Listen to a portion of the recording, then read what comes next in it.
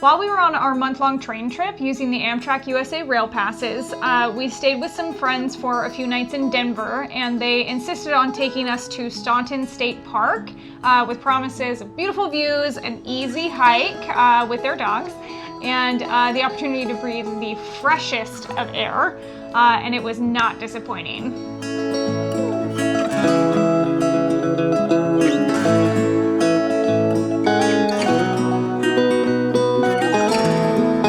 Hey everybody, I'm Adam. And I'm Phoebe. And we are in the Great Wide. Staunton State Park is located about 45 minutes southwest of downtown Denver.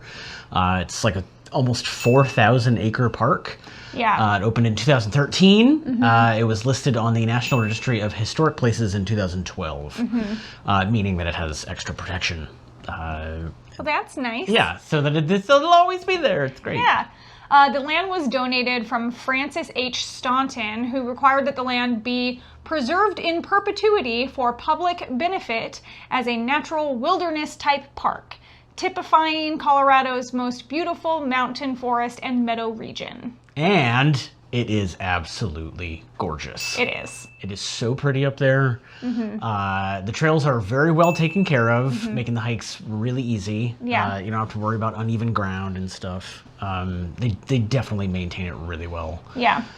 The hardest part of the hike that we did, which was a very easy hike, so the hardest part of it was that the air is a lot thinner than what we're used to, just because of the higher elevation. Yeah, keep in mind that the average elevation at the park is 8,100 feet above sea level. Yeah.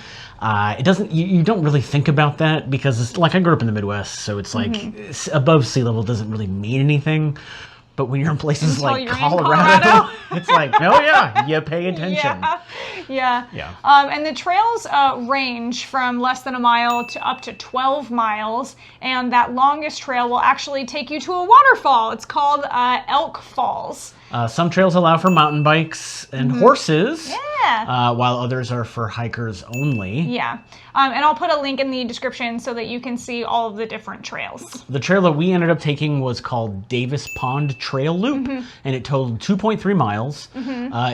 It wasn't long. It didn't seem like long. I mean, 2.3 miles. I know for a lot of hikers, it's not a big 2.3 miles or whatever, but like, we're city folk, and 2.3 miles can big hikers. Yeah, it can seem like a lot, but it's really not. And because it's just gorgeous, like it's beautiful. We enjoy a hike, but we're not like hikers. We're not going to do the 12-mile hike. That's not really our vibe. Yeah. But the Davis Pond Loop Trail is a nice walk. It's like a long walk. And Davis Pond, you can actually fish there, and they actually restock it 4 times a year because it doesn't naturally have fish in it. But it's fantastic for the state of Colorado to be like, hey, we're gonna put fish in here, so you can just hang out and chill, and eat some fish. Yeah, I think they did that at the lake by where I grew up camping in Colorado. Oh, really? Nice. I think they did that, yeah. It's a great place anyway to take your dogs for some exercise or just to get a little exercise for yourself out in the fresh air. Be careful with your dogs. Our good friend Nellie, cutie little Nellie, immediately launched herself into the water as soon as she saw it. As soon as we got to the pond, into the water. Didn't even hesitate, just whoop, right in. So if your dog likes water, just keep that in mind. Just be aware. Yeah. And there is wildlife in the park, so be aware of that. We did see some deer. Yeah, it was awesome. We got to see a couple of deer.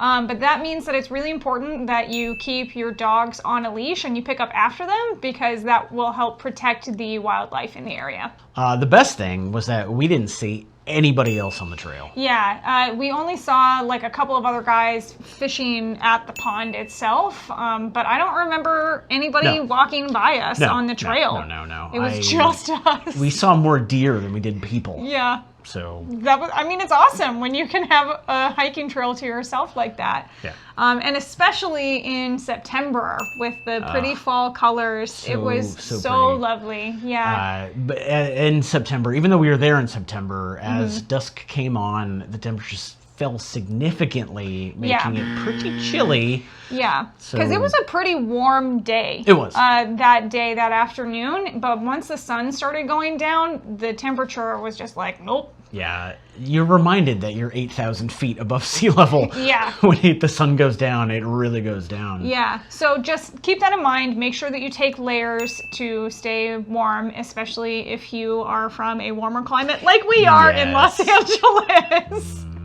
When you go to Denver, make sure you rent a car to get out into the mountains. Yeah. I mean, it's about 40 miles, 35 to 40 miles, so just be aware you can't just hike there. Some people probably will, but you know. But you should really try to get out into the mountains for at least a day trip anytime you're in Colorado, because like I said, I grew up camping in Colorado every summer, so the Rocky Mountains, they hold a special place in my heart. They always will. But I truly believe after traveling to a lot of places around the world that Colorado is one of the most beautiful places in the entire world. So go enjoy it. This was my first time in the Rocky Mountains, and I will say that it will not be my last time in the Rocky Mountains because so it was beautiful there. Incredible. Yeah. Absolutely incredible. Make sure you subscribe to our channel to get more videos about stuff to do in Denver, Los Angeles, and all over the world. Yeah. We release new videos every Tuesday and Thursday. But thanks for watching, and we will see you in the Great Wide somewhere.